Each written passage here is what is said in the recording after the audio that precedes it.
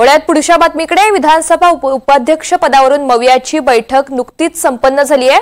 या बैठकीमध्ये उपाध्यक्षपद कुणाला द्यायचं यावर सविस्तर चर्चा झाली आहे। मवियाच्या बैठकीआधी उपाध्यक्षपदासंदर्भात मुख्यमंत्री देवेंद्र फडणवीस यांच्यासोबत सकारात्मक चर्चा झाल्याची माहिती समोर येते।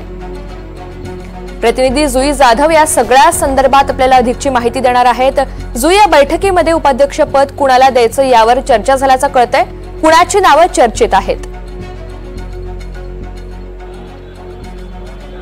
अगदीच आपण पाहतोय ऋतुजा की विधानसभा निवडणुकीचे निकाल लागल्यानंतर महाविकास आघाडीकडे खूप कमी बहुमत आहे। आमदार देखील त्यांचे खूप कमी निवडून आले आहेत।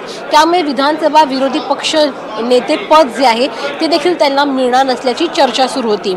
मात्र काही वेळापूर्वी काँग्रेसचे प्रदेशाध्यक्ष नाना पटोले, माजी विरोधी पक्षनेते विजय वडेट्टीवार आणि शिवसेनेचे नेते आमदार भास्कर जाधव यांनी मुख्यमंत्री देवेंद्र फडणवीसांची भेट घेतली। देवेंद्र फडणवीसांची भेट घेऊन त्यांनी आम्हाला विधानसभा उपाध्यक्ष पद हवं आणि विरोधी पक्षनेते पद हवं अशी मागणी देखील त्यांनी केली।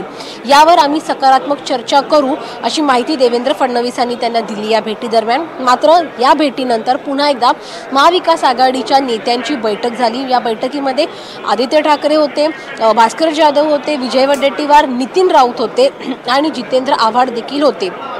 या बैठकीमध्ये जी प्राथमिक माहिती मिळते त्या प्राथमिक माहितीनुसार भास्कर जाधव यांचं नाव चर्चेत आहे विधानसभा उपाध्यक्ष पदासाठी। त्यामुळे आता जो काही निर्णय सरकार मिळून घेईल किंवा विधानसभा अध्यक्ष उद्या त्याची निवडणूक आहे आणि राहुल नार्वेकर हे आता बिनविरोध निवडून आले आहेत, कारण का कुठलाही दुसरा अर्ज भरला गेला नाहीये। त्यामध्ये जो काही निर्णय राहुल नार्वेकर घेतील त्यावर सगळं अवलंबून आहे। जर त्यांनी मान्यता दिली तर महाविकास आघाडीला विरोधी पक्ष नेते पद मिळेल आणि जी मागणी त्यांनी दुसरी केली आहे विधानसभा उपाध्यक्ष पदासाठी त्यावर देखील चर्चा मिळून जो काय तो अंतिम निर्णय घेतला जाईल।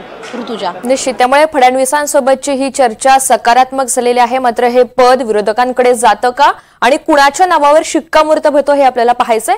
जुई, धन्यवाद सविस्तर माहिती।